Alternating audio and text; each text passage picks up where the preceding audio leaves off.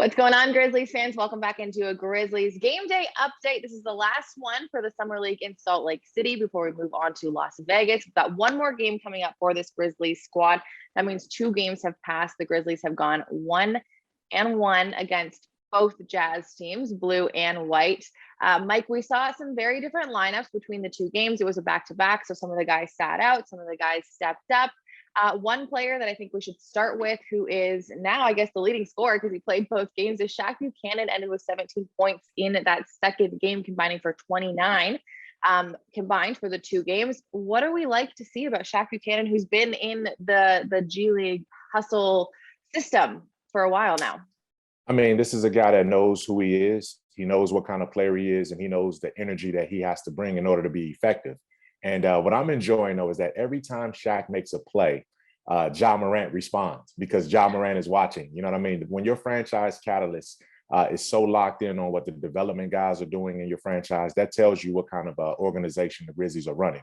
But Buchanan is an energy spark, man. I mean, he's ultimate athleticism is there. But what I'm liking is he's rounding out his game pretty well. He knows that if he's going to have a future in professional basketball, he's going to have to be a combo guard and make plays off the dribble. And he hasn't shied away from that. So I definitely love that.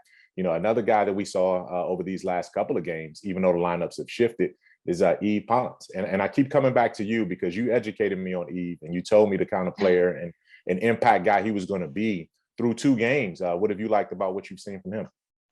I like that he is showing that he's not just a scorer. He is rebounding, he's setting picks, he's being kind of that hustle guy. And again, I think fans are really enjoying his play too, because they can see that potential that he has. In this last game, he had 9 points and 5 rebounds. I think he had a pretty solid double-double in that first game, if I'm remembering correctly. But we talked to him after the game, Mike, and although what stands out is his athleticism and it's those alley-oops that gets everyone going, he talks about how he wants to grow as a player in this summer league and what he wants to work on. So let's have a listen. I'm trying to get better.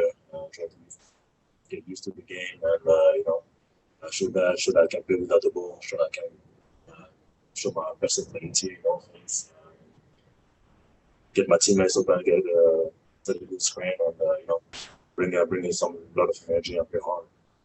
So Kelcey, through 2 games, we have seen a consistency from, we talked about, the guys that are trying to make the roster in Yves Pons, obviously, and Shaq Buchanan. But the good thing about the Grizzlies is that they're trending and they're expected to get back the frontline guys that played so well on Tuesday night in the Salt Lake City opener. Desmond Bane, Xavier Tillman, John Konchar, Xavier Tillman, Killian Tilly. I thought there was like a little comma in between there, like Xavier and Tilly. Yeah.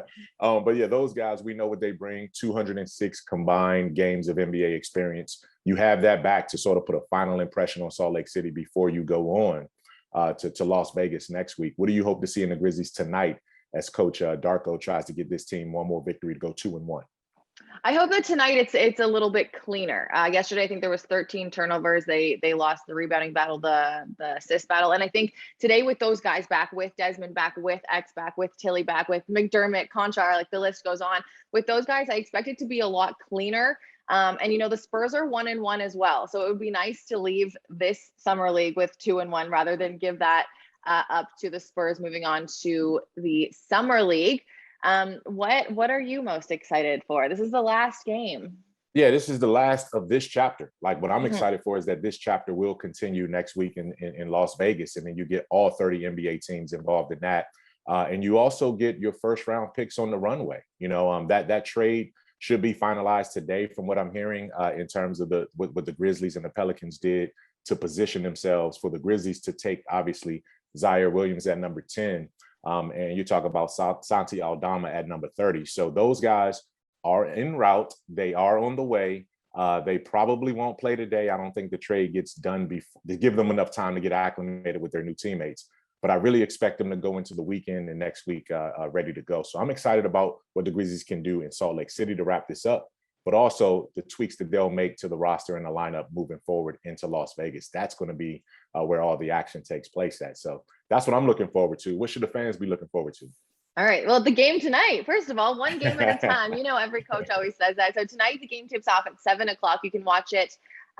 Is it 7 o'clock Eastern time though? 6 o'clock Central, I think. Yeah, Central. Yep. Yeah. So then that's ESPNU. We're not on NBA TV today. So ESPNU, check it out. I'm going to be watching. You're going to be watching. And then we will have another update for you when the guys head to Las Vegas next week. We'll give the Salt Lake City grades and the preview for Las Vegas. I'm looking forward to it, Kelcey. Grizz fans, enjoy the weekend, but enjoy tonight's game.